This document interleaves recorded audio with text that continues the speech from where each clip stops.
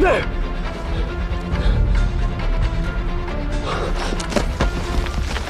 Hello。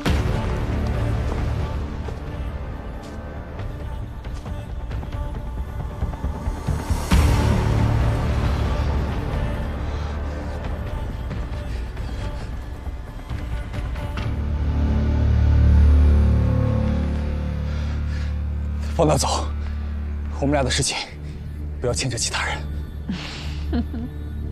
Lo, aren't you a brave little child? Things between you and me will always affect your loved ones. Let's see, your daughter, your brothers. There's no reason she should be an exception, isn't it?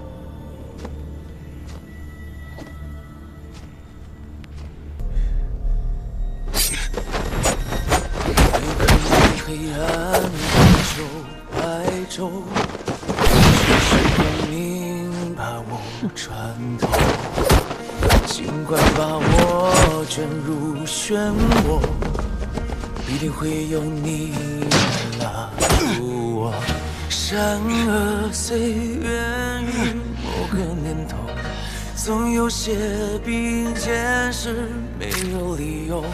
几双握紧的手不需要天的庇佑，那未知的冒险与迷蒙，终将会有收复时候。若你还执着，我便敢附和，一起睁眼，在梦魇之后，害怕。黑宝盯得紧，为防意外。 我们是不是得有一个示警的暗号？不用等我吃饭了，青木，带他走，快！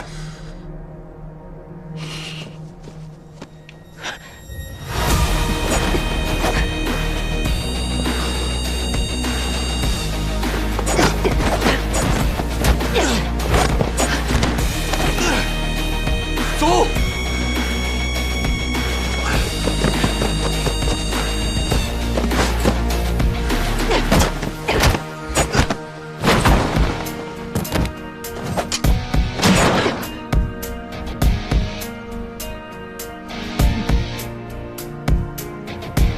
Don't you want a revenge?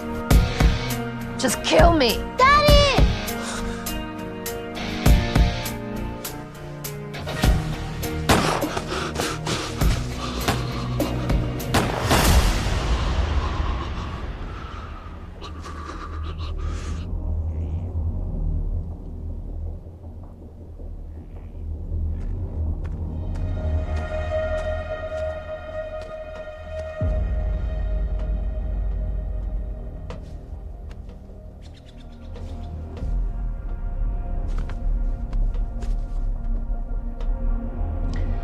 I'm a very reasonable person.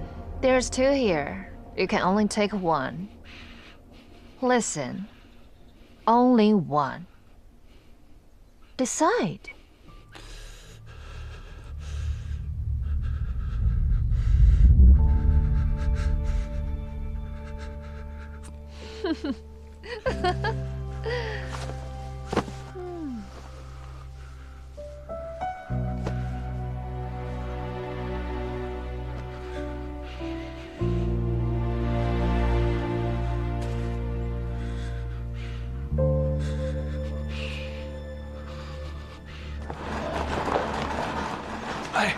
哎，青木，怎么样，青木？啊，在里边。不是你，现在情况怎么样了？你说的是什么？青木中枪了是怎么回事？哎，别吵吵了，这是医院，看不见啊。我听他说，我原本以为他中了4枪，但是窗口跟枪口不一样，而且体内没有子弹，所以我跟医生说是工程事故，纯属意外。严重吗？现在？比中枪好些，但是也够呛。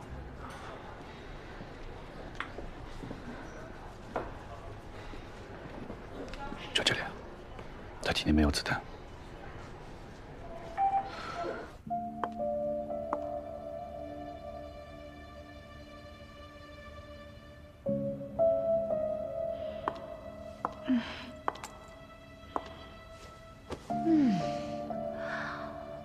Lauren was here to save you and gave you a little hug.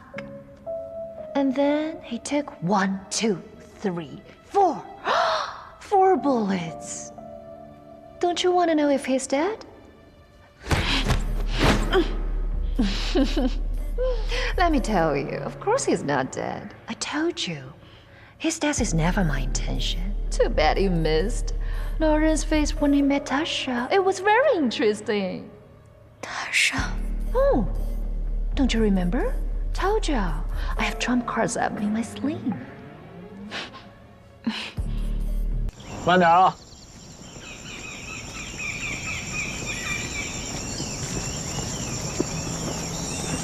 走！哇！大家都小心一点啊！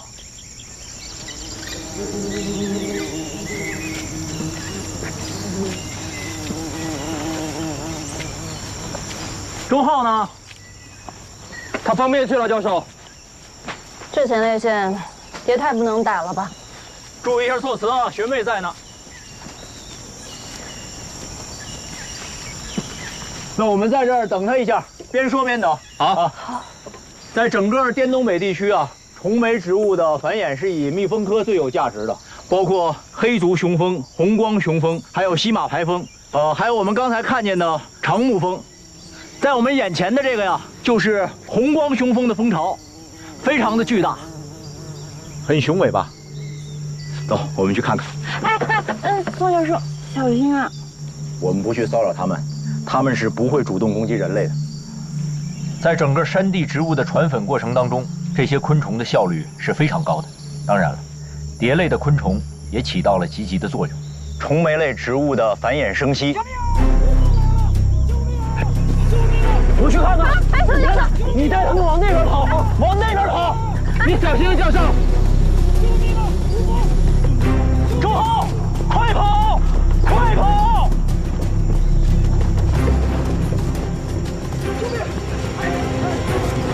周浩，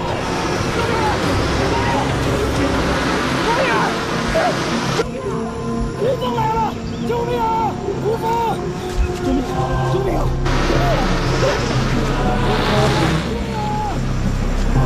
命！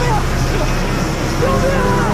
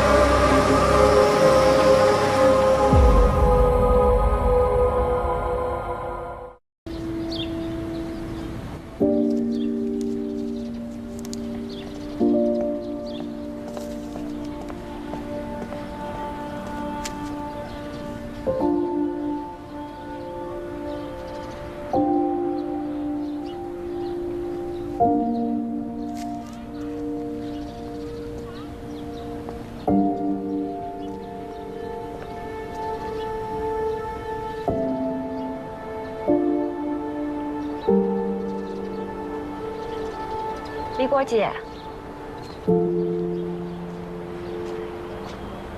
你没进去啊？眼泪快哭干了，出来透透气。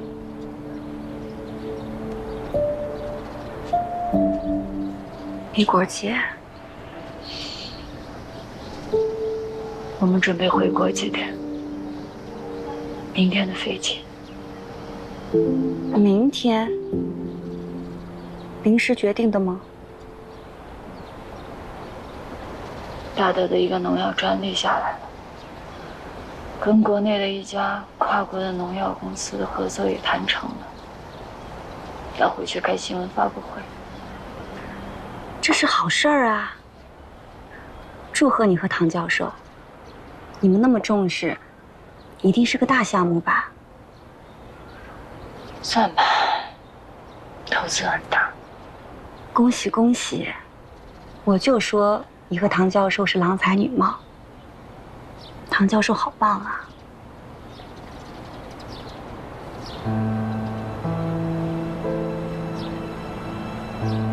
果姐，你怎么看起来好像并不高兴？是。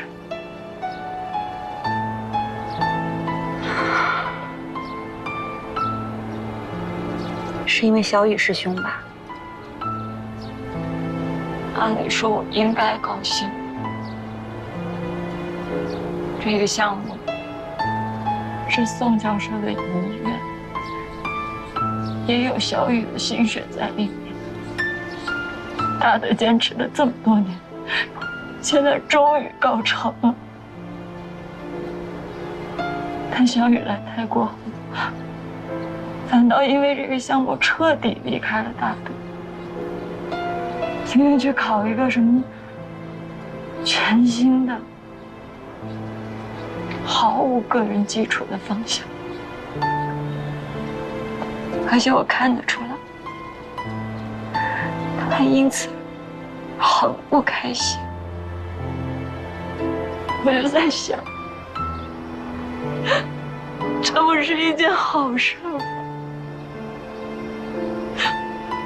为什么小雨会有这么重的心结？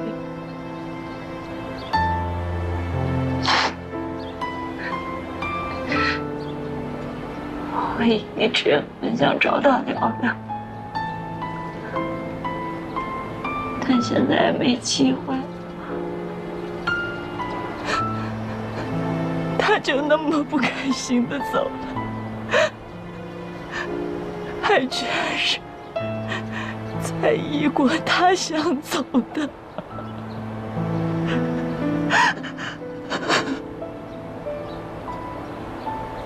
小雨曾经是我的师弟，后来又成为了我的学生。我们一起亲密相处了很多年。他突然的意外，让我有一种痛彻心扉的感觉。在我的心中，小雨一直是一个坚强、乐天达观的人。所以我和小雨的父母商量之后，我们不打算搞遗体告别仪式，不搞追悼会，大家坐在一起，虽然还做不到庄子的骨盆儿歌，但是我们可以静下心来，拿出一点时间来，共同追忆一下曾经和小雨在一起度过的美好时光，让小雨的笑容、小雨的风采、小雨留给我们每一个人最美好的一切，在我们的心里留存更久一点，更久一点。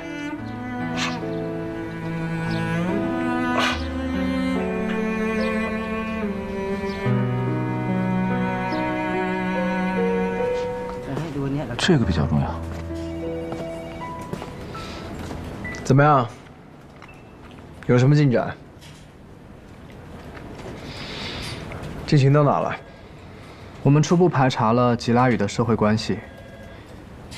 吉拉语搬到曼谷以后，尤其是最近2年，几乎进入了静默状态，除了自己的房客，几乎不接触外人。平时深居简出，吃斋念佛。所以在曼谷，除了那2位中国人，吉拉语平时接触最多的，也就是送奶工、送报纸工、超市服务员。哦，还有抄水表工、抄煤气表工。所以，我们决定还是把这2位中国人的照片也贴上了。要是万一呢？来曼谷以前，吉拉语他住在哪里啊？他是普吉岛人，在普吉岛读完高中，然后考入了曼谷艺术大学。毕业后，先后在清迈、素可泰府2地的艺术学校教美术，然后6年前来到曼谷，一直到现在。那就把之前和他密切接触过的人的照片都贴上，包括普吉的、清迈的、素可泰府的，啊。可是，在这几个地方的时候，吉拉语都活得好好的。那又怎么了？万一是之前积怨太深，现在才找到吉拉语呢？不是说吉拉语到曼谷这几年来一直深居简出，吃斋念佛吗？没准就是做了什么亏心事呢。有道理啊。是啊，你说的也对。要怀疑就全面彻底的怀疑，所有关联人一个都不能落下，明白了吗？明白。我不是在开玩笑。看，你带一个兄弟把吉拉语待过的地方全部都给我扫一遍，听明白了吗？好。破案没有捷径，要脚踏实地。别耍小聪明，要下笨功夫，都给我记住了，明白了吗？明白。明白了吗？明白。明白。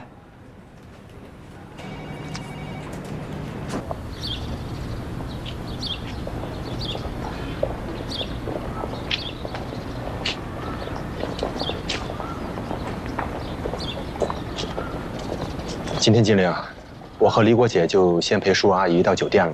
有什么事儿咱们随时联系啊。叔叔阿姨，你们先回去，晚上我过去看你们。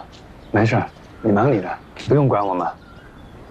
对，那我们先回酒店了。叔叔阿姨，你们要多注意休息。唐教授、果果姐，你们也辛苦了。我明天送你们去机场。好，那咱们明天见，拜拜。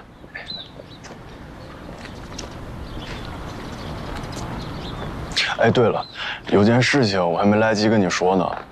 我明天也回国，和他们一起。你也是去参加唐教授的发布会吗？这是一方面，我主要是想帮师兄的父母处理师兄的遗体，还有很多的步骤和环节。再加上唐教授的发布会还有很多准备工作，我怕他忙不过来。应该的，就是辛苦你了。学校准假了吗？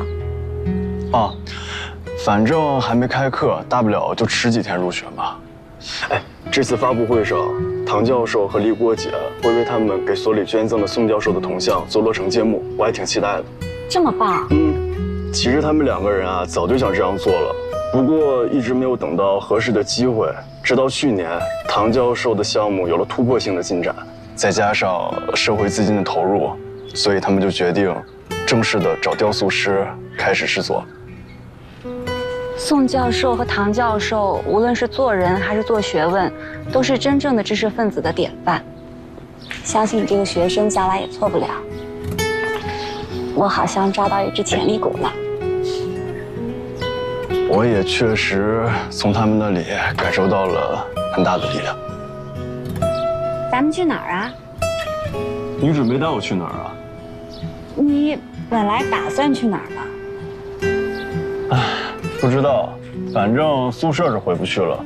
那个楼已经被警察封起来了，估计还在搜查吧。哦，对，那干脆就住瓦拉里洛那儿吧，给他做饭、教中文，还免房租呢。走。哎，还真去啊？当然是真去啊，他还能吃了你啊？我先送你去找他，然后再送你去他家。走啊。他是好心帮你，你就当成全他吧。而且也就1个晚上的事儿，明天你就回国了。等回来不行再找房子嘛。听我的，上车。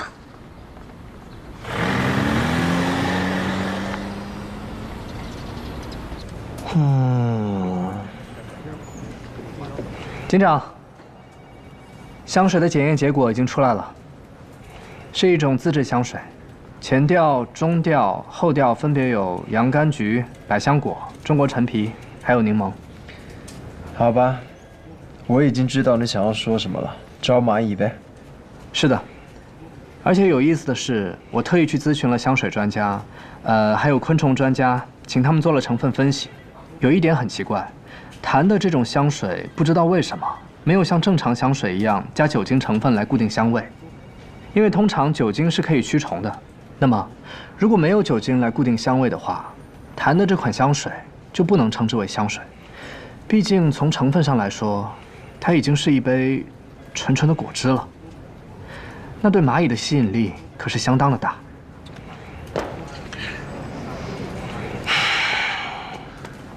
刘小雨提供蚂蚁，景天呢用香水来引诱蚂蚁，那皎西呢？皎西是怎么出现在吉拉雨房间的？要是他们研究虫子的都弄不到皎西，那别的人就更不容易弄到了。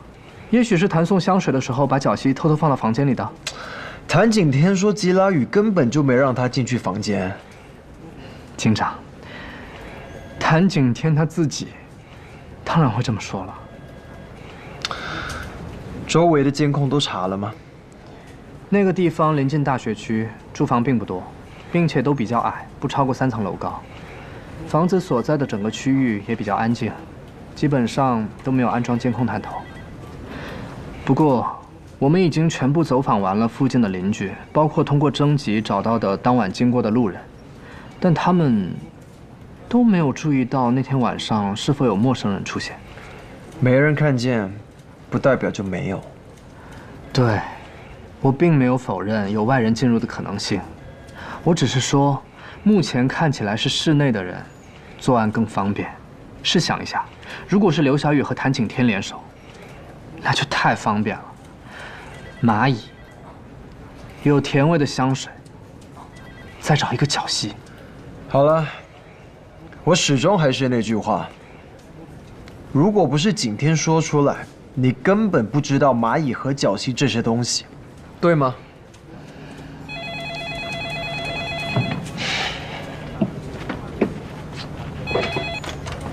喂，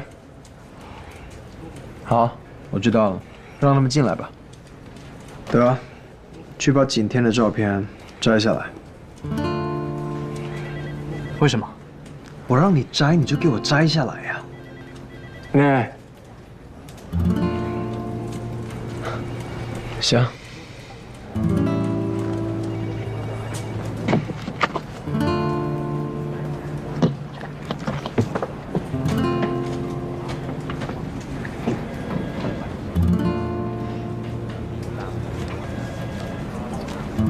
来了。那地址我发给你们了，找不到的话打电话给我吧。谢谢你收留景天，不然的话他就真的无家可归了。说好的，给我做饭，教我中文。嗯。哦，对了，景天明天回国，他那些个人物品，你要回国？不行，你现在是嫌疑人身份，哪都不能去。你还是在怀疑我？没错，你给吉拉雨那瓶香水的鉴定结果已经出来了，那根本就不是什么香水，而是一瓶纯纯的果汁，招蚂蚁的果汁。果汁？对，因为那里面没有酒精。自制香水的工艺要求并没有那么严格，完全是根据个人的喜好，这应该就是巧合。巧合？那些蚂蚁明明在刘房间的培养皿里待得好好的，如果没有人有意为之，他们会凑巧成群地跑到楼上。当然，这是有人故意而为之的，要不然怎么叫谋杀呢？而且我已经说过了，吸引蚂蚁的是德克萨斯角蜥，根本不是什么香水。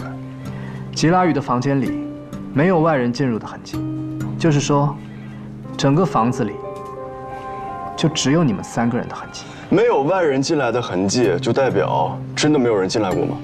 不排除有这个可能，但也有就是你的可能。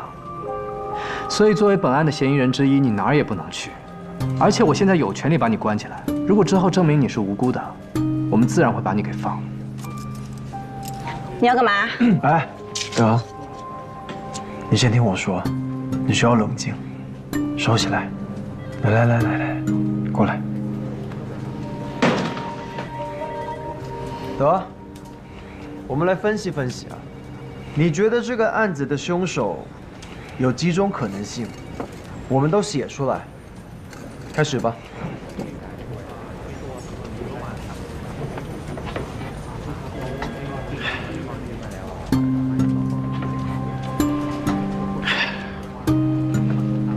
A，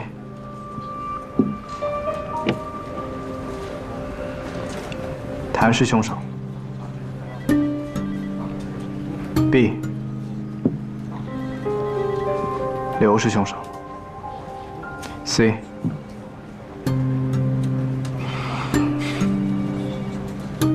谭与刘合谋。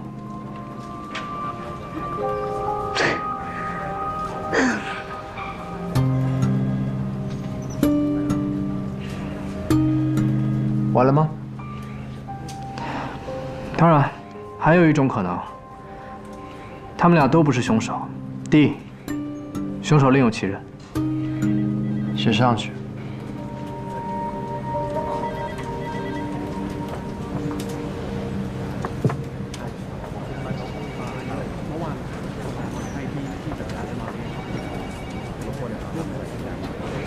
写完了吗？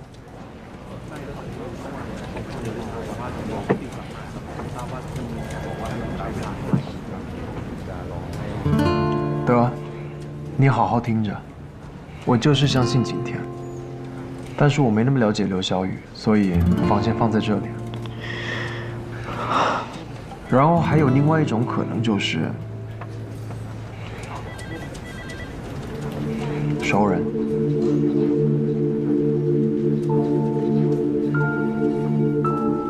生人，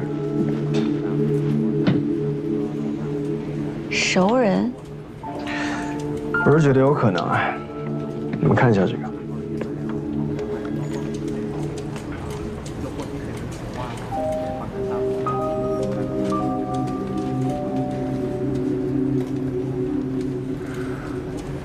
这所房子的四周相对空旷，街道上也没有装监控，所以说不管是熟人还是陌生人来过这里，只要没被看到，就跟没出现一样。所以我们无法排除没有别人来过吉拉雨家的可能性，对吗，德？可是并没有外人来过的痕迹。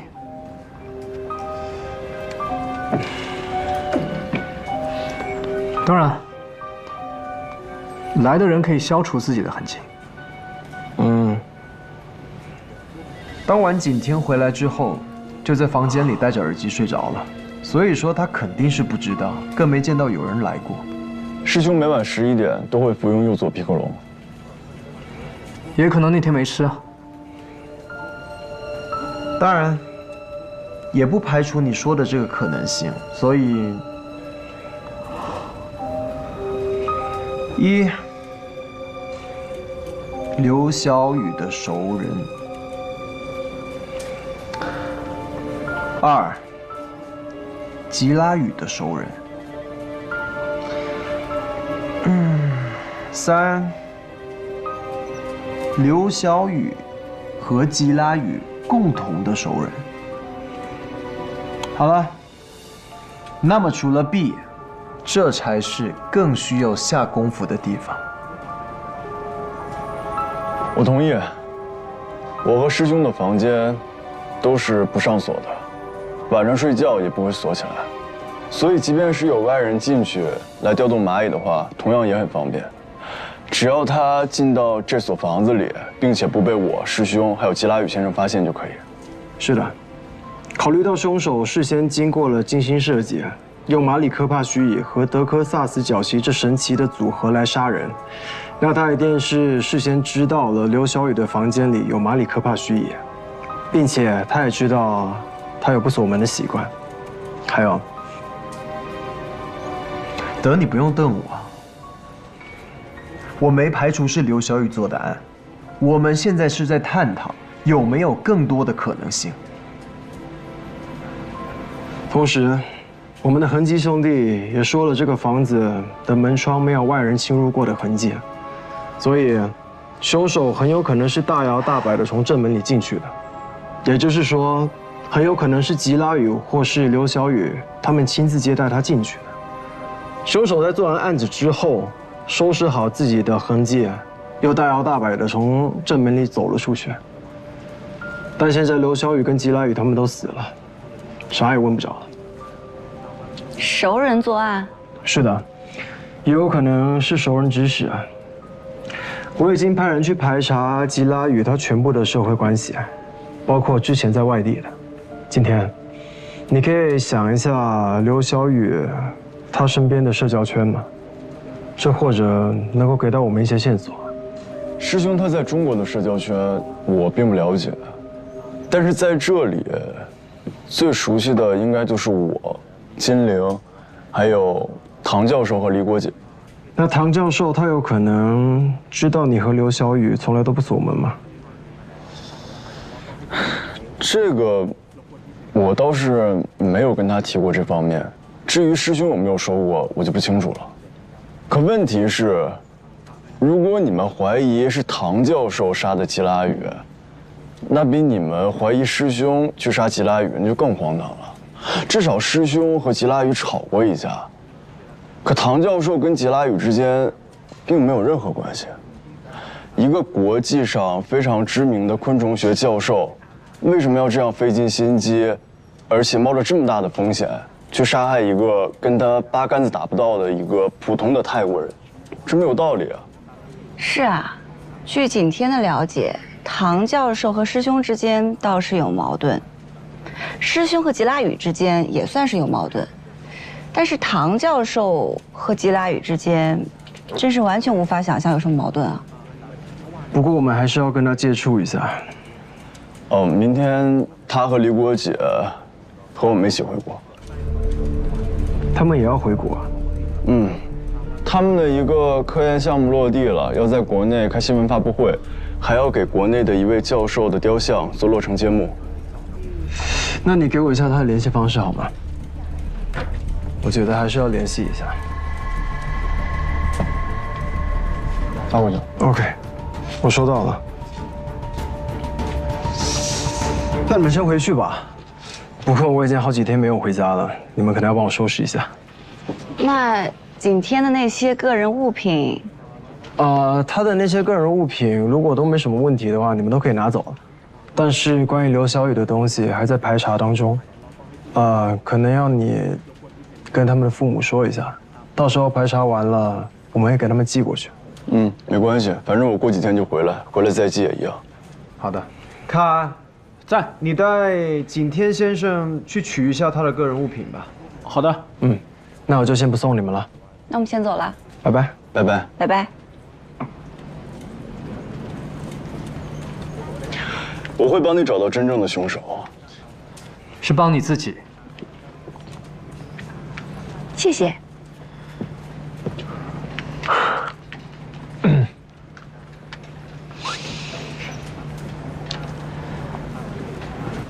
他为什么要住你家？怎么，你又不是没住过？好了，让他住在我家，至少有一个好处嘛。如果我也死了，你就可以抓他了。没人啊 ？OK， 我把唐大德的号码发给你了，你去查查这个号码当晚是否和吉拉雨或者刘小雨联系过，还有抓紧落实吉拉雨那边的社会关系情况。我来联系这个唐教授，到时咱俩一起去拜访他一下。你有在听吗？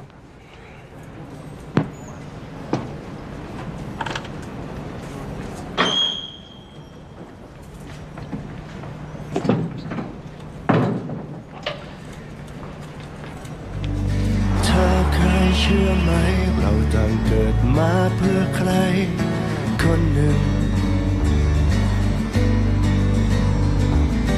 ทุกคืนวันจะมีชีวิตเพื่อกันและกันไม่ใช่แค่เธอไม่ใช่แค่เขามีหลายคนเชื่อในสิ่งเหล่านี้ที่เธอกับเขาและอีกมากมายเรียกว่าความรักที่ช่วยเคลื่อนโลกใบนี้หมุนไปทำให้ยังคงหมุนไป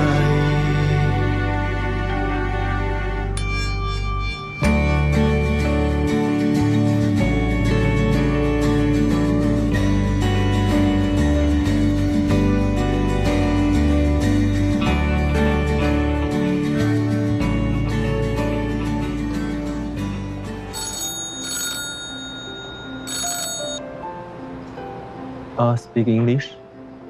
哦，OK，好，我们就在那个泳池旁边，穿着黑衣服。我们也在泳池这里。啊，看到了。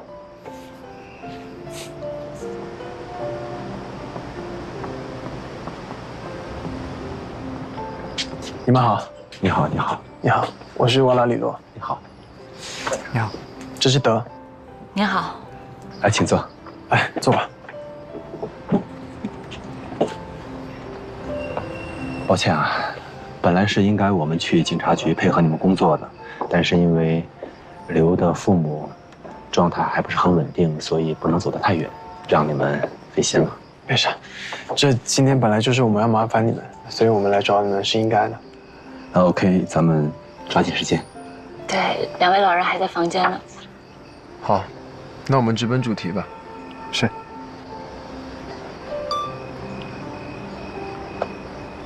我想请问吉拉宇出事当天晚上，你们2位在哪儿？那天晚饭以后，天来过我们家，告诉了我们刘的一些状况，我们还挺吃惊的。后来就想着第2天约上天和刘一起吃个午饭，好好聊一聊。还有精灵。对，是我们的朋友。是你们亲自约的吗？不是，让景天约的。OK。不过，当晚我们确实有点担心。唐教授原本还说，要不干脆我们过去看看。但当天唐教授喝了点酒，他俩本来就有点小矛盾，我担心他们会激动，所以就没同意。所以你们就没去？对，没去。到时间我们就睡了。一直都待在一块儿吗？是，我入睡困难，所以每天晚上都只有拉着他的手才能睡着。真羡慕你们，可惜，如果当天晚上你们去的话，有可能不会发生这么悲惨的事情。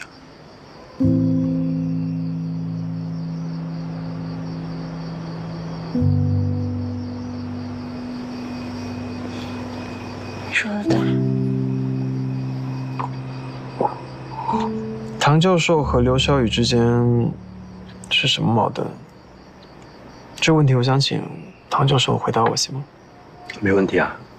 其实我和小雨之间不算是有矛盾吧。小雨她比较有个性，年轻人嘛能够理解吧。是这样的，我和小雨是师兄弟。后来我们的导师去世以后，他就跟着我继续搞研究。后来我把他带到泰国来以后，我们2个人搞了一个新的课题。接下来不知道为什么他就不跟我干了，他就去搞了一个新的方向。我一直劝他回来，他没有听我的，我还挺不理解的。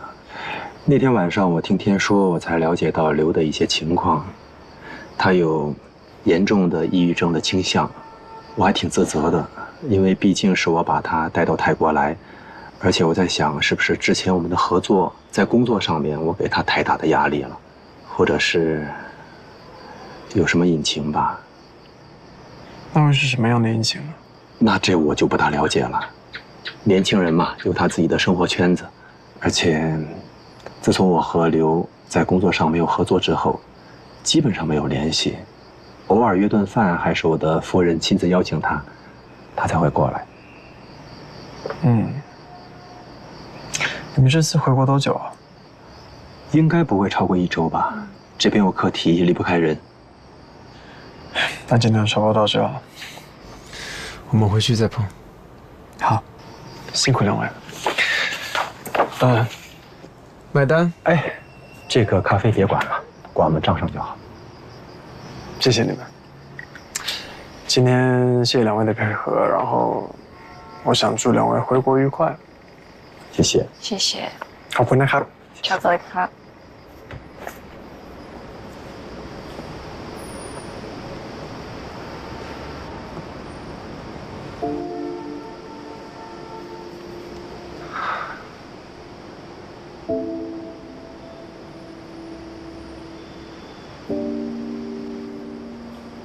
金条，一看唐和吉拉宇就是八竿子也打不着的两个人，这一点我倒是同意谭景天说的。好好一个中国教授，有什么必要去杀一个普通的泰国人？哦，对了，电信局那边的结果确切吗？确切。唐和吉拉宇两个人彼此从来都没有联系过，包括座机。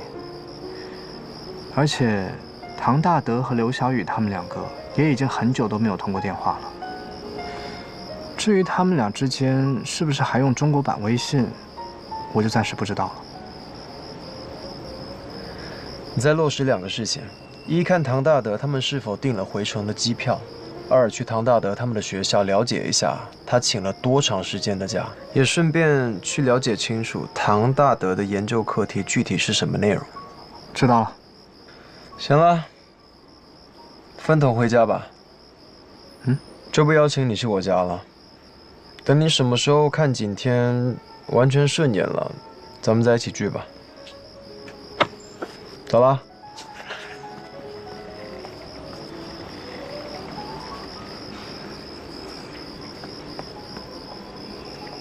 生气了，又生气了。改天单独请你吃日料，啊，好吗？其实刚才咱们应该跟警察实话实说的吧，就说那天晚上我去了实验室了，随便他们查没关系。咱们这样说会不会妨碍警察查案呢？问题是有人看见吗？还真没有。所以啊，你要是说回实验室了，又没人看见，一调查起来，明年肯定别想回国了。那边还有这么重要的事儿，发布会和雕像揭幕都有市领导在，咱们耽误不起。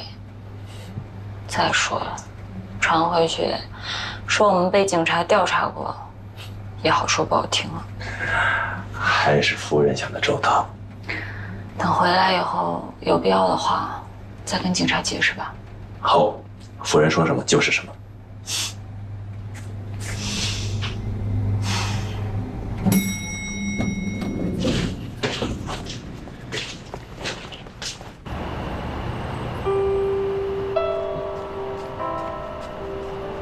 哇，这么丰盛啊！果然是分局的选美冠军啊！是全曼谷警察系统好吗？而且还是连续3年的哦。确实能打。好香啊！我的决定是正确的。当然啦，所以让你沐浴更衣完再吃是有原因的。来了，主食来了。哇！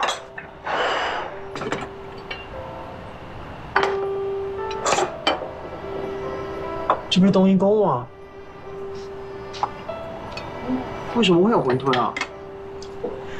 这个呢，是我为今晚特意准备的中泰合璧荠菜馄饨。尝尝。哎，不好吃你可别打我。他敢，给他做就不错了。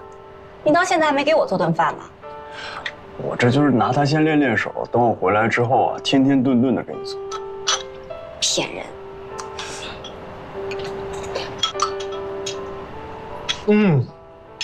好吃。尝尝，真好吃。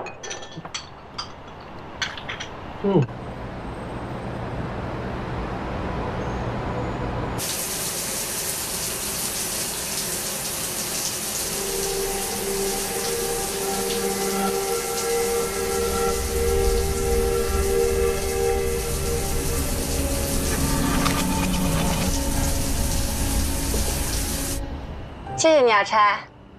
谢谢你那么相信天，他现在状态比刚来的时候好很多了。他救了我一次，我救他一次，扯平了。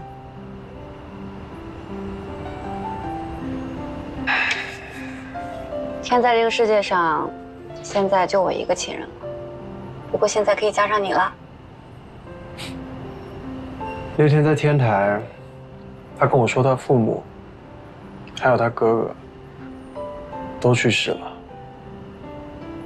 是啊，都没了。怪不得。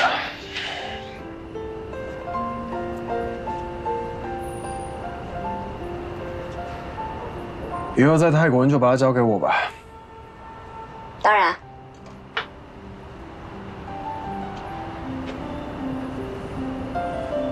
哼，他到现在还没给我做过饭呢。哎，男生的醋你也吃，那以后你天天过来吃吧。他现在只要能够专注地做一件事情，无论是做什么，哪怕是给你做饭，我也就放心了。同意。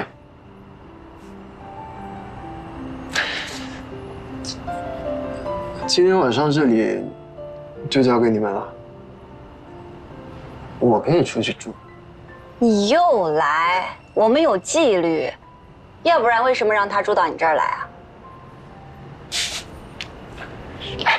你说他这一天听的音乐什么曲子啊？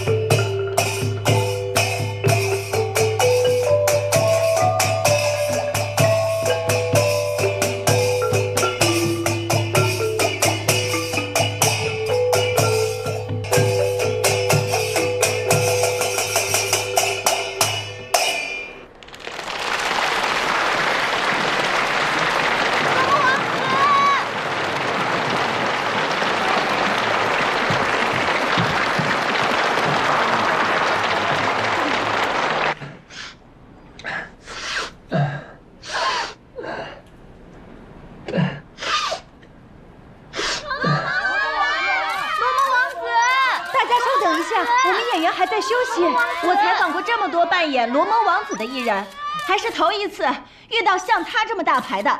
是啊，下了台不应该先接受我们的采访吗？让我们等这么久是什么意思啊？演员要简单休息一下，马上就好。我们先去会议室稍坐一会儿好吗？马上就好，各位。不等了，我们去找他。走，跟我走，我带你们去见你们的皮利瓦哥哥。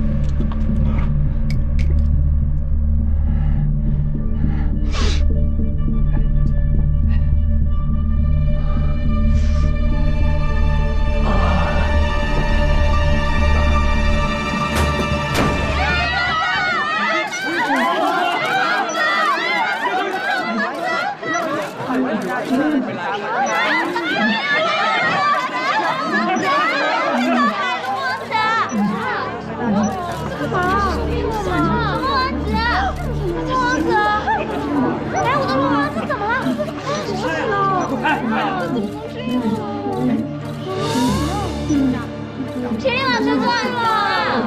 发生什么事了？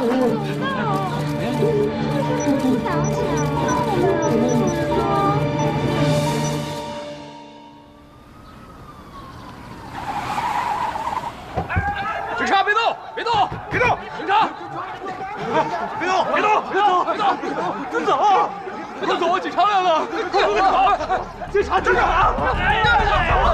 别动！别往前跑！别抓我！别跑！别跑！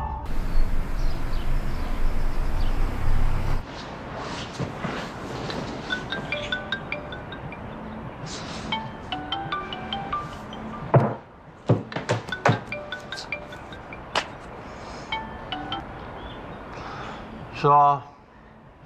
警长，唐教授的情况都核实完了。他的学校确实接到了中国方面发来的邀请函，他请了1周的假，然后他和他夫人订的也确实是往返机票，回程是在6天后。他的研究方向大致是跟生物杀虫剂有关，不过具体文件的内容我看不太懂，看着感觉特别复杂，还是等你过来以后咱们再一起看吧。OK。然后调查吉拉语那边也有些收获，就像你说的，我们发现吉拉语果然做过亏心事，他原来风流成性，在清迈和苏可泰府都欠了不少的风流债，而且还有过女人因为他自杀。那些相关人员的资料都拿过来了吗？他们传给了我一部分，我现在正在打印，没什么问题的话，等你来了，应该就能看了。好啊，我这就过去，我手势你挂吧。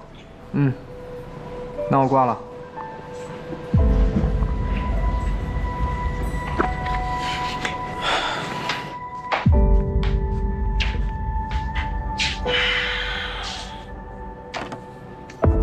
我们走了，锅里还有海鲜粥，不知道你愿不愿意吃？回来见吧。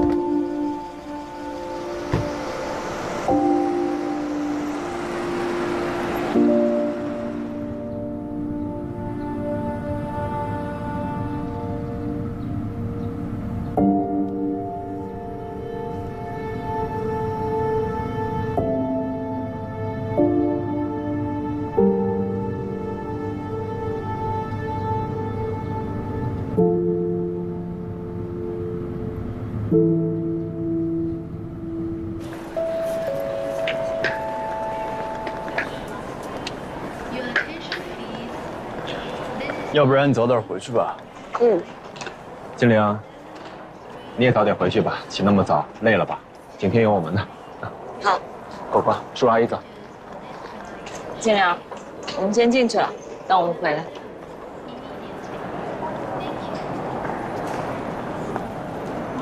那我也走了。通知小肖了吗？啊，我给他们发微信了，他们说会来机场接我的。嘿，他们对你啊比对我好多了，替我给他们带好。没问题。那你快走吧。哎，别忘了看田野上的圣甲虫。知道了。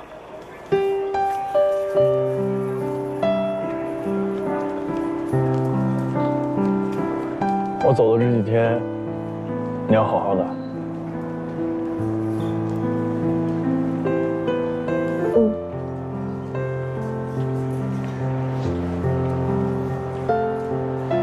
那我走了，拜拜。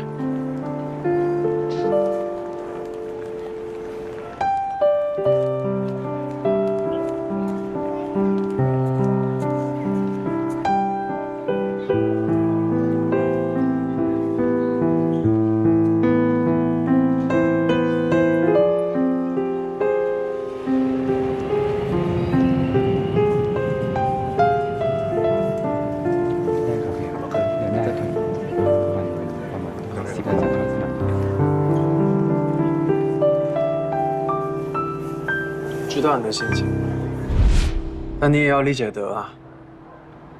虽然刘他已经死了，但从各方面来看，目前他是最有嫌疑的一个人选。既有作案手段，作案时间，他和吉拉宇之间也有矛盾，尤其是作案工具是他的。越是这样，我越觉得奇怪。别说，我也有这种感觉。如果非要在这个范围让我选一个的话，我会选唐教授，也许还有他的夫人。不可能，那不就更奇怪了？你先听我说完。从作案的方式来说，他虽然不是搞蚂蚁专业的，但他毕竟是个昆虫学的教授，掌握这种杀人的手段对他来说一点都不困难。从作案的时间来说，现在唯一能提供他不在场证据的就是他夫人，但基本不足以采信。他和刘又是师生关系，他应该很了解平时刘的一些生活习惯。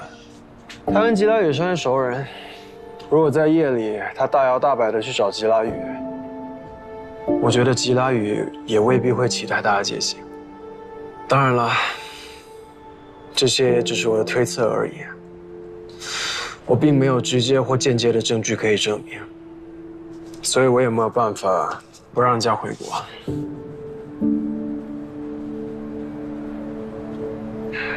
但现在实在让我想不通的是，他为什么要杀吉拉宇？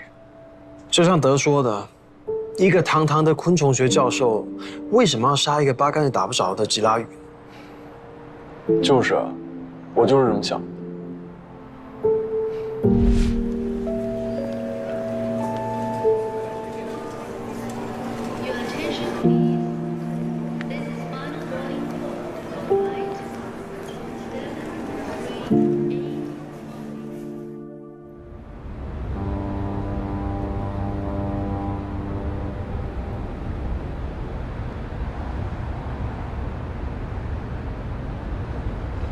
这航班哎，是不是啊？哎，好像是哎。来了，来，麻烦让一让啊，让一让，麻烦让一让啊，让一让。哎，来了，哎我，怎么了这是？那卫生纸又打折了？进来。哎，唐教授你好，你好，欢迎回国。我是山江电视台经济频道的记者。这次0919号农药的专利通过呢，意味着您发现的昆虫干状病毒。欢迎你，山江人民，欢迎你啊！又见面了。这个方向呢，我们搞了接近7年了。整个研发过程的转折点，应该是我到了泰国以后啊。那咱走吧，咱车上说。好，走吧，给我。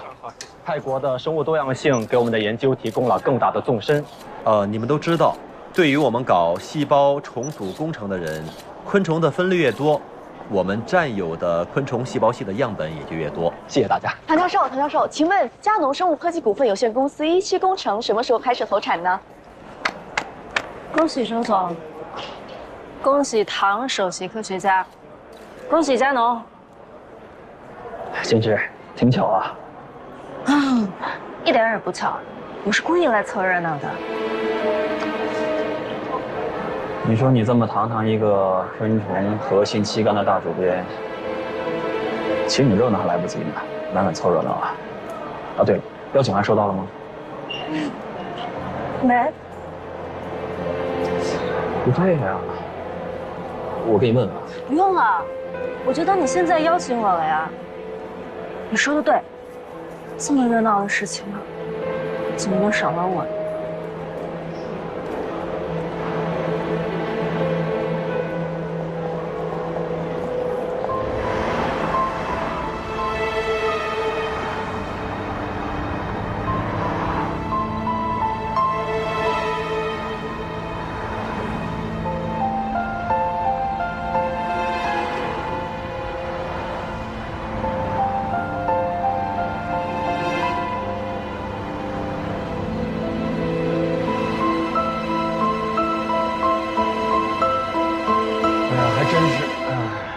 世事难料，你说这师徒两人同样是出趟国回来，一个是荣归故里，整了一个几个亿大项目，啊，名利双收，直达人生巅峰。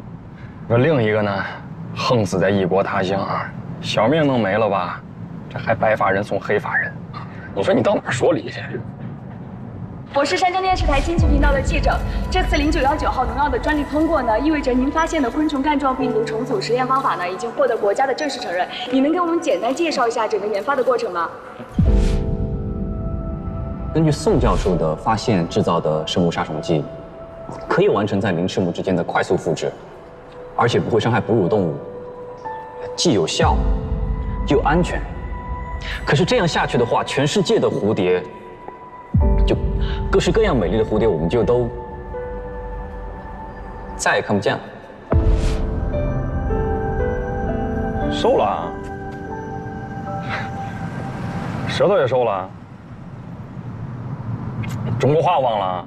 没有，没有。你从刚才上车到现在，你跟我一句话都没有。你一看你在那边就不想我。这个是真的。你行啊，你真行，你回来就气我啊！那你想金陵吗？废话，当然想了。你想你不给人发个信息报个平安，你从这下飞机多长时间了你？哎呦，我这一天天啊操不完的心啊，我这是。啊，对了，你这回来打算住哪儿啊？住师兄家，顺便可以帮他们处理师兄的后事，然后可以陪陪他们。行。那你有啥需要帮忙的啊？你就随时招呼哥几个，啊。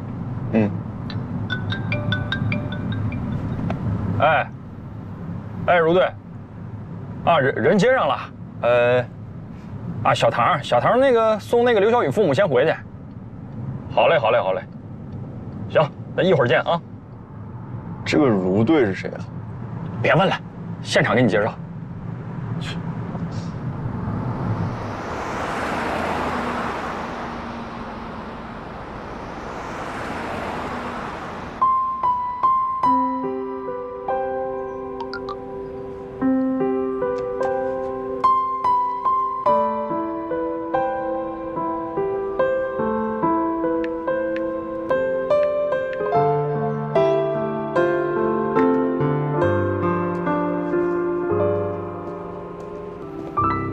怎么样？也是丽蝇科丝光绿蝇的幼虫，在双目镜的观察下，后气门为3裂，应为3领幼虫。你找到了几条？30条。我把平均长度 x1带入回归方程式，得到的死亡时间范围应该是 k1等于2.0880加0.08014。不用算了，你的情况和我的一样，几10个小时而已。空欢喜一场。这些蛆虫，只不过是不知道从哪个角落偶然被风刮到尸体里面而已。可是咱们实验室没有风源啊。空调、呼吸、挥动衣袖、放屁、来回走动都有可能。我还是觉得很有可能是皮下软组织的腐败气息吸引了它们产卵。那又怎么样？对15年前的案件一点帮助都没有。我看算了，让瓦拉里洛赶紧把它搬走，省得在这里天天嘲笑我们。要不再等等。不管怎么样，它总归在这个世界上活过、存在过，只是我们暂时没有办法破译它留下的信息而已。随你，马上继续。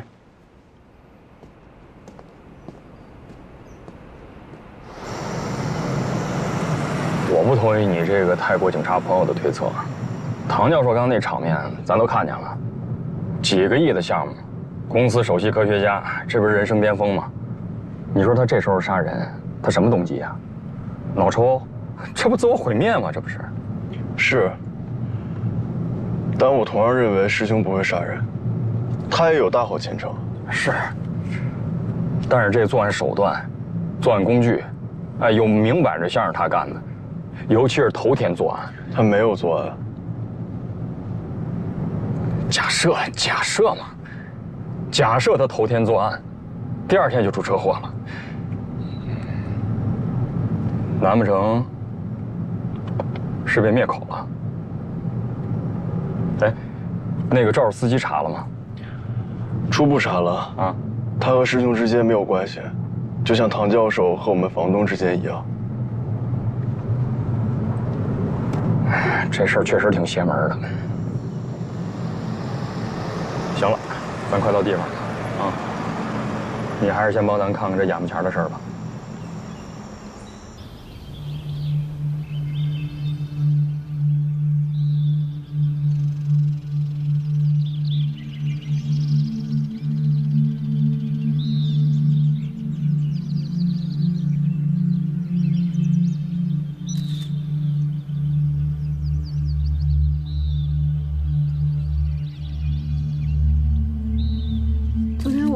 聚会，然后聊得高兴，晚上就住在他家了。今天中午才回来，我整个一上午都没有联系到他。我本来以为他可能和平时一样，只是睡到中午才起来，但我回来也发现，他人也联系不上，手机也联系不上，几个常去的地方都找不到人。后来我就问了工作人员，工作人员说，最后一次见他，是他昨天晚上去帐篷里面查看蜂巢。他平时每天晚上都会去的，所以没有人会在意。结果那就是大家最后一次见他了。我今天就是不经意的走过去帐篷那边看了一眼，然后我就发现我先生死得太惨了，对不起。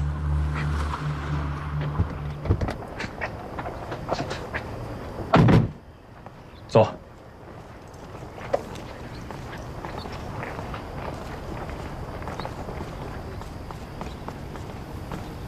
如队啊，给你介绍一下，这是如队。陈队呢去部里参加刑侦业务培训，现在由如队来分管我们。这是谭景天，大名鼎鼎的谭景天。不用介绍，久闻大名啊。如队好。不好意思啊，让你一下飞机就来干活。本来呢，他们俩是去接你的，这没想到出现点状况，就只能把你接到这儿来了。啊，没关系，跟他不用客气，咱兄弟。是这样的啊，2个小时之前呢接到报案，咱们市一位有名的雕塑家叫林梅峰，被蜜蜂给蛰死了，现场在前面。雕塑家被蜜蜂蛰死的。对了，所以才把你接到这儿了。不是，请条身份还在走程序呢啊，还在走什么程序啊？你公安专家顾问身份得重新申请一下，很快。哦，哟，要是这样的话，景天，我们要是这么做的话，就有点强人所难了。你要是不愿意进现场呢，不愿意介入这个案子，我们也理解啊。哎，如队，跟他真的不用客气，啊，他这倒霉体质不但没好，反倒严重了，已经冲出国门，影响到国外了。你别出啊，啊，他在泰国的房东、合租的师兄全都出事了，但我相信景天没问题。那这样，我们真有点不合适了，景天，对不住。这样，叫送景天回去休息。啊，没关系，如队。我觉得小乔哥说的对，我这个人就破罐子破摔吧。你别听他了，他嘴里吐不出象牙来。你能，你能，我能，我肯定能。不是景天，如队，申请批了。那如果没问题的话，就带我进去吧。谢谢啊。你什么时候到的？你别问我什么时候到的，反正比你快。他来劲了是吧？别，哥，错了，工作。这是林梅蜂房，也是他的工作室，算是一个艺术蜂场，同时呢也经营民宿，啊，是山江市这几年一个网红打卡地。你看那个，还有那边那些，都是他的一些艺术作品啊。哦，内容倒是没有什么稀罕的，就是材质特殊，是蜂蜜铸成的蜂巢。看这个，有点哗众取宠的意思，还不便宜呢，几万一个。几万，这是有钱烧的啊！哎，刘队，怎么样？从干闻来看，死亡的时间应该是昨天夜里的12点到2点之间。目前身上多是蜜蜂的蛰痕，还没有发现其他的外力伤口。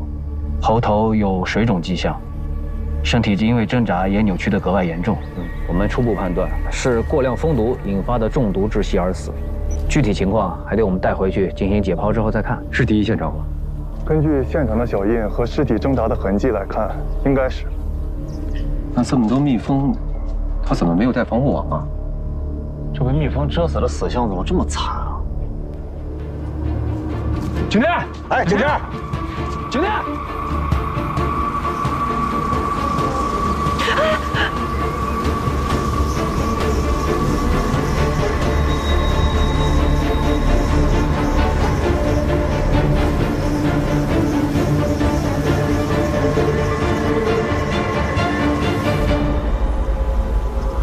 看看要干嘛？这能行啊？是不是蛰上了？好像是。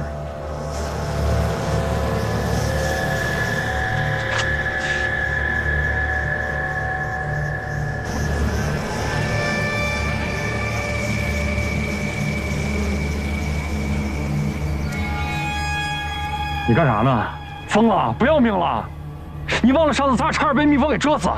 上回是胡蜂，这回是蜜蜂，被蛰成那样不长记性，白蛰了。滚！汤凯哥说的没错，此蜂非彼蜂。你们看，吻部长，腹部也长，腹板几丁质，颜色鲜明。再看这里，第2至第4腹节背板前部有一条黄色环带。我们看有啥用啊？你想说啥赶紧的。这种蜜蜂叫意大利蜂，原产自亚平宁半岛。拉丁名字我就不跟你们说了。这种蜜蜂性格非常温顺，分泌王浆能力也非常强，所以也是全球范围内人工饲养的主要经济蜂种，基本上已经没有野外蜂群了。一般来说呢，只要不是在流蜜初期、流蜜末期，或者是过多的故意碾碎死去的蜜蜂，这种蜜蜂不会攻击饲养者的。按照如队所说的，这位雕塑家通过饲养蜜蜂来创作蜂巢雕塑已经很多年了，所以我觉得他对蜜蜂的习性应该非常的熟悉。明白了，所以他才没有带防护网。我是看这个蜂箱都好好的呀，也没有破坏的痕迹。所以这些蜜蜂不会轻易蛰人，即便是蛰，也只会蛰疼你而已。刚才大家也都看到了。怎么可能会被蛰死呢？更不会蛰长期饲养它们的人。有点意思了。不是，哎，小宁，你有什么你跟我们好好说呀？我们又不是不相信你，你刚折腾他，你试试不就知道了？你都养成这样了。如队，这位是林蜜蜂的爱人，是他报的案。警官，我先生平时经常跟这位先生刚才一样跟蜜蜂在一起，但是每次都没事儿的。2周前他虽然被蜜蜂蛰了一次，但也没事儿。不知道怎么这次……哎，等一下，女士，您说您先生2周前被蛰过一次？对，就是上个月20号。确定吗？确定，我记得很清楚，因为那一天我们在拍婚纱照，拍单人照的时候。我先生就提议像您刚才那样跟蜂群一起拍一张，但是在拍的时候就被蛰了。当时没有什么大碍，我们去医院简单处理了一下就好了。这就对了。怎么对了？等一下，如队，我想让小肖哥帮我个忙。啥忙？你带我转一圈，我怕破坏痕迹。看来要出活了。说，走不走？我还不敢确定，就是先随便逛。那边，好。刚结婚？对，1周前刚登记，酒席都还没有来得及办。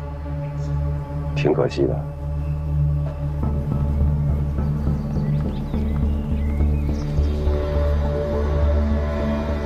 先这个看看。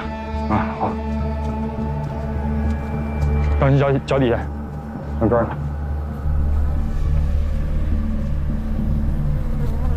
哎，你看，怎么了？有什么问题？这块绿布就是问题。绿布就是问题。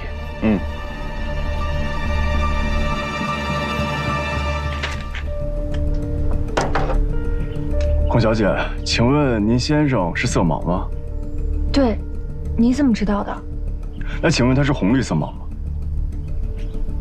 好像是，他跟我说过。那就对了。怎么就又对了？赶紧接锅吧。我也只是推测啊。刚才大家也看见了，也都听到了。无论是我还是死者，在此之前与蜜蜂接触的时候，顶多是被蛰伤，根本就不会致死。可为什么这次死者就死了，而且死的还这么惨？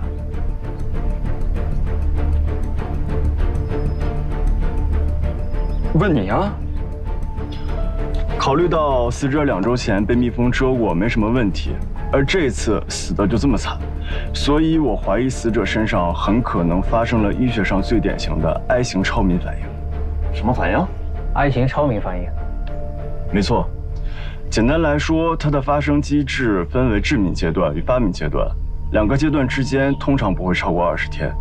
所以，当死者第一次被蛰，蜂毒作为抗原使它致敏，而这一次，当死者再次遇到相同抗原的时候，就会出现超敏现象。超敏反应发病迅速，最快也就几分钟的时间而已，而且后果会非常严重。所以，这就是当唐凯哥看到尸体的时候，会觉得被蜜蜂蛰死的死相为什么会这么惨？就是说，不能短时间之内被蜜蜂蛰2次。也不是，不只是被蜜蜂蛰。对于他们这种体质的人来说，任何一种物质都有可能引起他们的超敏反应。只要提前在他们身体里注入不常有的物质，比如说注入一些氮氢，当时是不会有任何问题。但是如果在短时间内给他们再次注入相同的氮氢，就会因为超敏反应而危及生命。但是这也只是我的推测，已经很不错了，小伙子。陆队，我们回去以后找相关的专家一起检查尸体。不是，那这绿布说明啥呀？说明死者的死可能不是意外，而是一场蓄意谋杀。谋杀？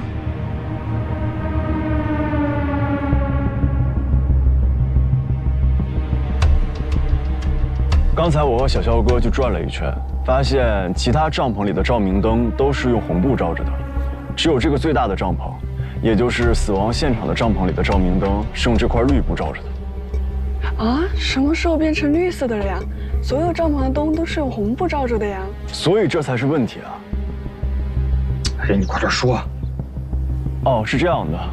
对于养蜂的人来说，为了防止盗蜂或者查蜂的时候影响蜂王交尾，所以必须在晚上的时候开箱查看，而且饲喂蜜蜂也必须是在晚上。为了防止惊扰蜜蜂，夜晚的照明工具需要用红布照着，这是因为所有的蜜蜂都是红色盲，再加上它们复眼的结构，所以夜晚的红色光对于它们来说就是黑色的。养蜂人夜晚用红布遮挡灯光，这样不仅可以开箱工作，更是为了防止惊扰蜜蜂。但是你们想，如果这块红色的布被换成绿色的，那会怎么样？死者一开灯，蜜蜂就会因为突然出现的灯光而狂躁。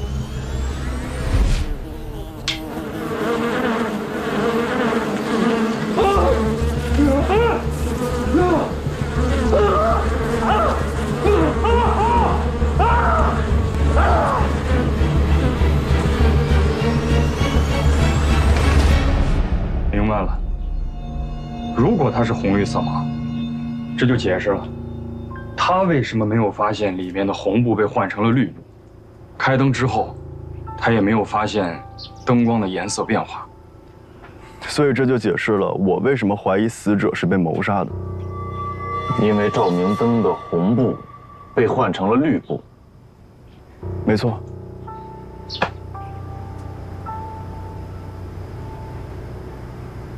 谢谢，谢谢你，谢谢你，警官，你们一定要帮我找到凶手。我先生他……接着给空姐做笔录啊，小肖，咱们送景天走。景天，怎么样？我之前跟你说的，今天都是真的。谢谢你了啊。回去呢好好休息，我们有什么需要的话会跟你联系的。嗯。哎，基本上可以给凶手来画像。嗯，大家分头干活吧。啊，是。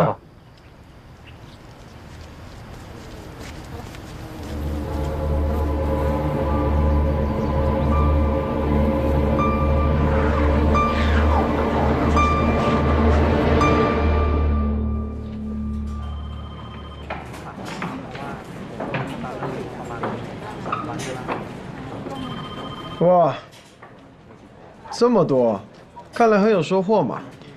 是啊，这个吉拉宇还真像你说的那样，他到曼谷来的这几年，看着好像清心寡欲，还吃斋念佛的。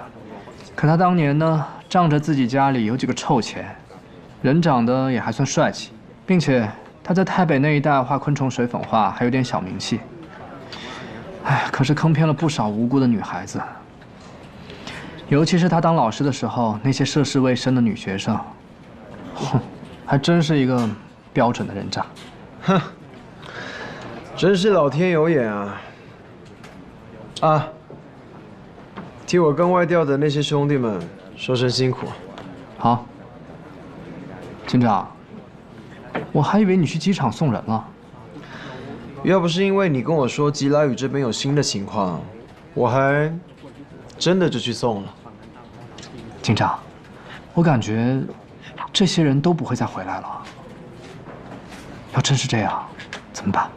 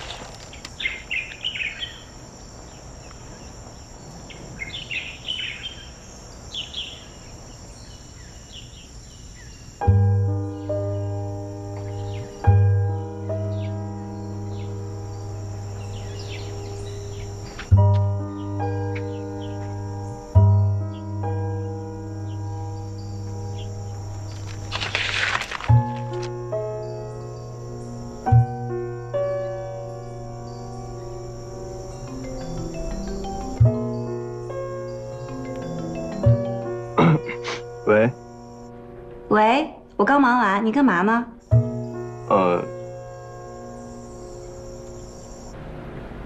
你去看文白哥了？你放心吧，我没事儿。我这边也挺好的。我明天准备去看一下文慧阿姨。好。那我们晚上聊吧。拜拜。拜拜。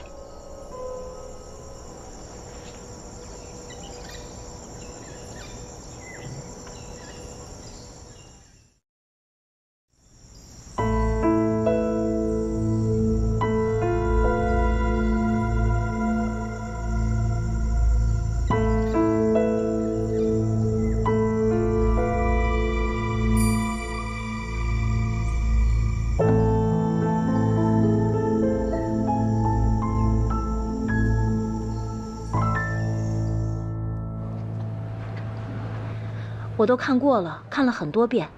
他不管去哪儿，都始终是一个人。素攀是不是有点正派过头了？一个男朋友都没谈过。很有可能啊。你之前还笑话我，那警长你呢？因为他身上一个丑丑的纹身就能说明他恋爱了？这一点我敢肯定，他肯定谈恋爱了。如果他真的恋爱了，他们两个怎么可能连一顿饭都没有一起吃过，也没有一起看过电影？这怎么可能呢？也可能她男朋友没时间陪她。很有可能哦。那叫什么谈恋爱啊？素攀房间里那些纹身照片比对的怎么样了？警长，已经比对出1/5了。目前照片上这些人都有可靠的不在场证明。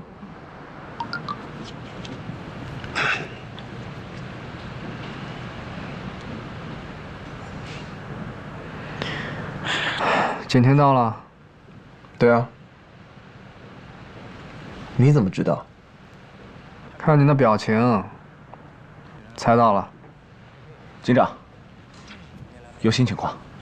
走，谢谢啊。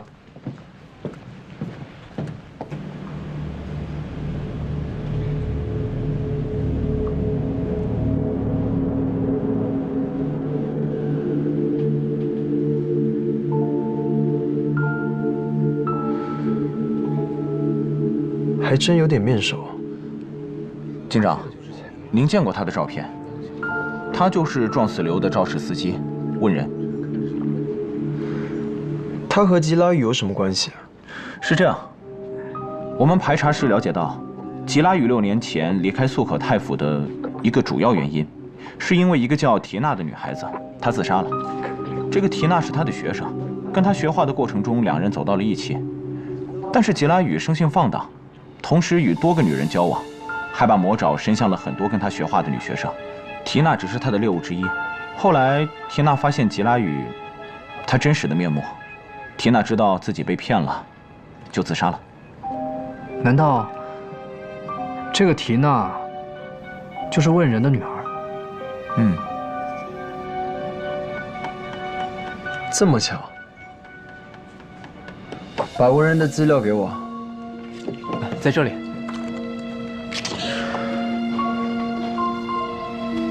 问人是吉拉宇所在学校的计算机系的老师。女儿自杀后，他伤心欲绝，在生活上也一蹶不振，然后就离职了，离开了学校。5年前，他从素可泰府来到了曼谷，一直自己一个人生活，没有固定职业。吉拉宇死的那天，他在哪里？他一整晚都在那个梅南夜市给老板帮忙。他经常在那一带打零工，当晚能给他作证的人有很多。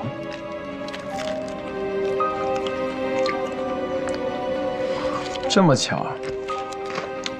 难道说刘小雨的死不是简单的交通意外？那问人应该撞死吉拉宇才对啊。但是现在，问人撞死的人，并不是吉拉宇，而是吉拉宇的房客，而且还是一个中国人。也可能就这么巧呢。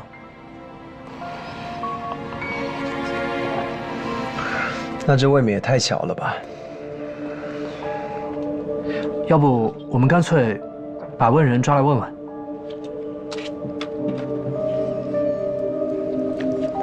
那就抓起来吧。明白。明白。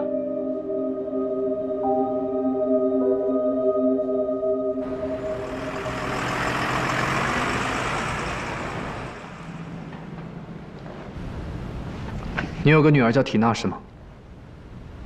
说。是。你认识吉拉宇吗？认识。你知道他在哪吗？不知道。他死了。他死了？苍天有眼，苍天有眼，他终于死了，他终于死了。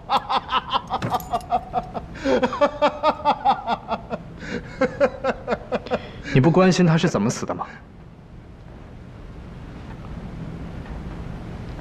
对，他怎么死的？是谁杀死的？是被毒蚂蚁咬死的。咬得好，咬得好，他死得越惨越好，越惨越好。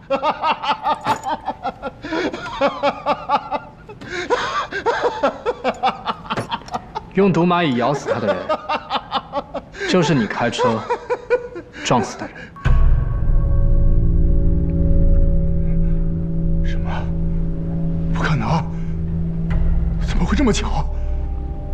你问我，还是我问你？怎么会这样？警官，能不能让我当面向他家人道歉呀？你们帮我说也行，替我向他家人道歉。我对不起他们。那是一场意外，只是一场意外啊！其实，你应该感谢他，是他帮你女儿报了仇。没错，我应该感谢他，是他帮我和缇娜报了仇。你们可以让我跟他家人见个面吗？通个话也行啊。我想亲自跟他们说对不起，我要跟他们道歉，我要感谢他帮我和缇娜报了仇。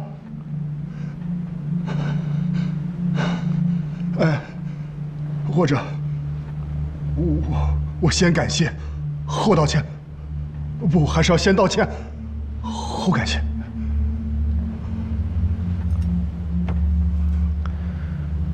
他可是杀吉拉雨的凶手。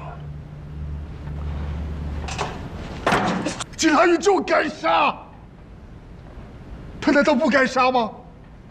他毁了我女儿，毁了我，毁了我们一家。你们知道吗？我女儿死的时候才16岁，才16岁，她就这样死了。我想在我眼前把她杀了，我恨不得我亲手杀了她，我亲手杀了她才解恨，亲手杀了她才解恨的。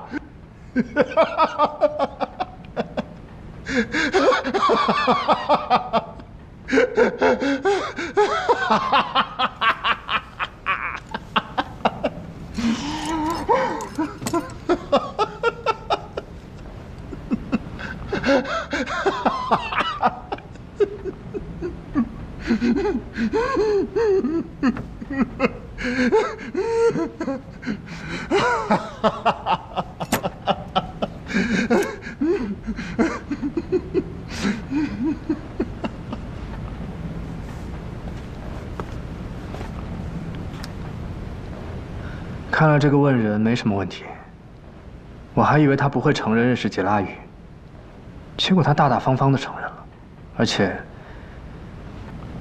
他也并不知道吉拉雨死了。太巧了，这实在是太巧了。也有可能就是这么巧呢。再说，如果他知道是刘小雨杀了吉拉雨，他应该感谢刘小雨才对啊，总不会把他给撞死吧？还是太巧了，真的太巧了。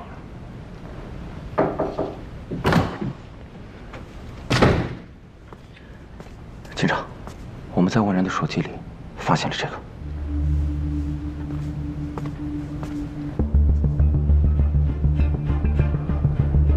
他手机里怎么会有这种东西？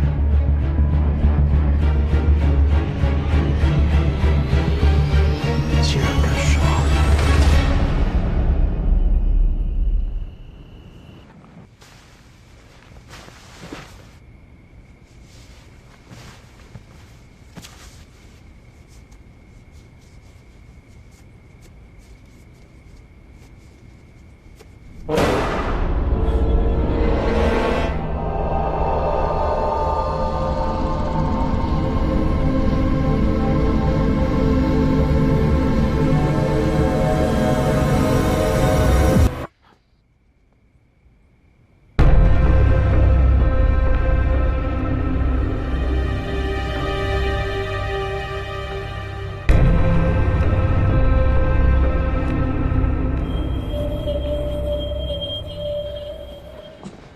金玲，哎，我先出去，这个交给你了。好，没问题。哇，你今天好帅啊！会吗？真的很帅。谢了，再见。拜拜。